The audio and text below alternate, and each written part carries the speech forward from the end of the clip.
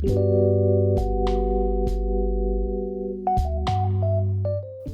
afternoon, everyone, and happy Monday.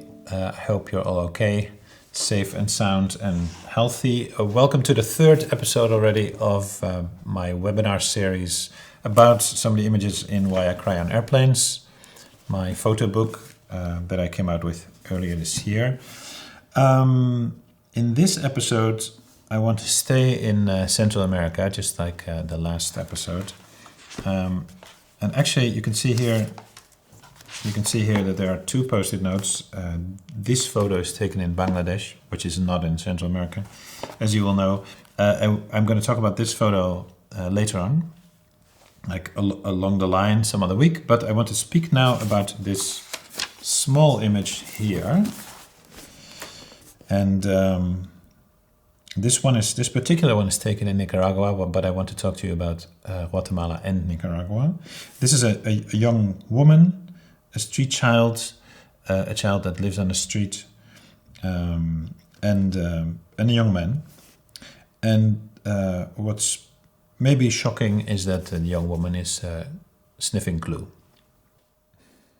Kids that live on the street are always escaping from something. And it could be a combination of any of the following three things: violence in the house, sexual abuse, or extreme poverty. And so very often children will at some point in their life run away from home in the hope that in the city center they'll find something that they won't have at home. Now, instead of actually fulfilling their dream of maybe finding a job, they might actually get poorer and poorer, and this is how they end up on the street. They get invited into some kind of a community, and at some point they will be offered a substance like glue, unfortunately, but the glue is actually a lot cheaper than buying a sandwich. So if you're hungry, and on top of that, if you're cold, glue is one option that costs a lot less than buying a sandwich. And this is something that I learned while I was making Karla's Arrival and as I was working with these street kids, because a lot of people think that they are on the street because they are drug abusers, glue sniffers. But actually it's the other way around. A lot of kids end up on the street. They come from conditions in a situation that brings them to the street, and it's on the street that almost because of necessity, some of them, not all of them, some of them will start using some kind of drugs. And glue is it tends to be the most accessible one.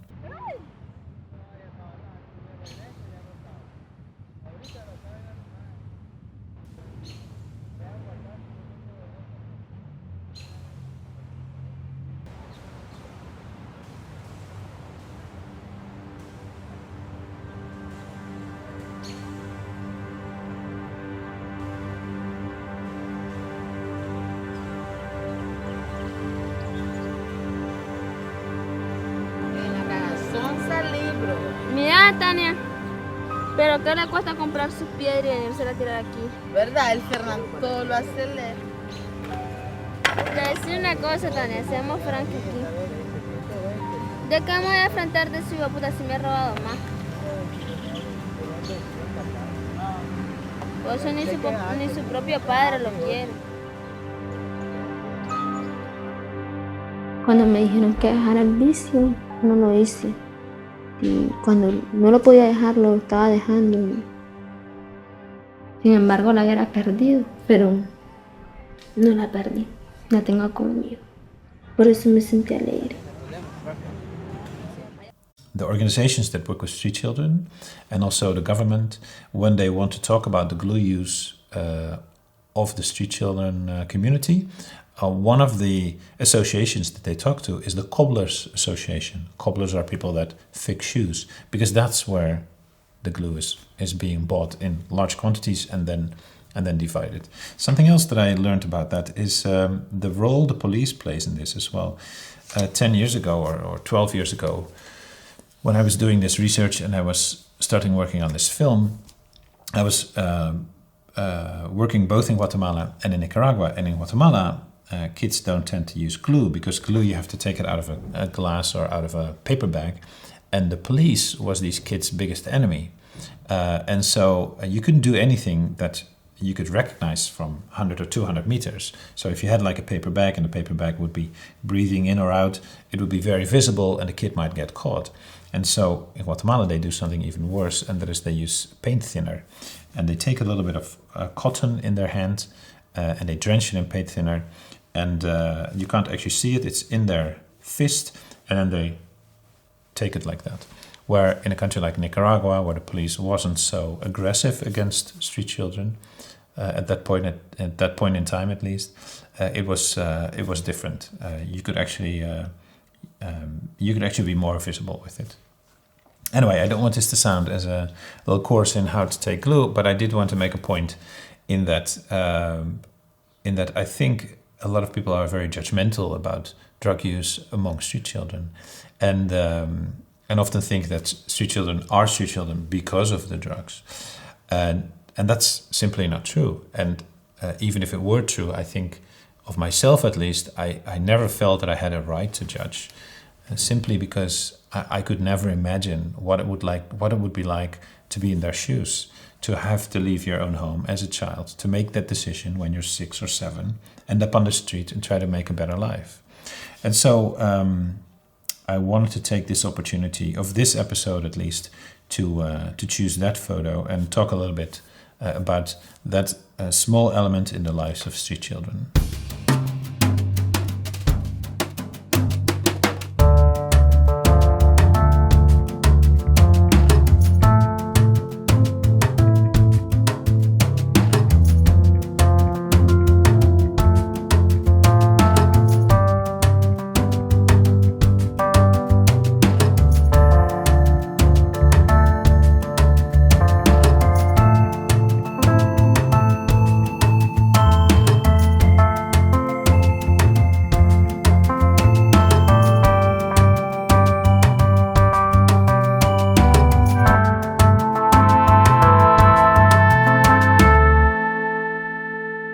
And I want to leave it there. Thanks again for watching. The next episode is on Wednesday. That's Wednesday the 22nd at 4 p.m. And I'll show you the photo because we're gonna stay on the street for one more episode. And I'm gonna be talking about a series that I made about young mothers and their children, and these mothers were also at risk. And this series was taken in a shelter for young mothers, and how 8 years later I went back and I tried to find them again. And that was a photo project that I did. So actually I'll be talking about several photos. They're all in the same section in the book. And again, if you don't have the book yet, maybe this is a good time. I will be posting the discount code right now on the screen.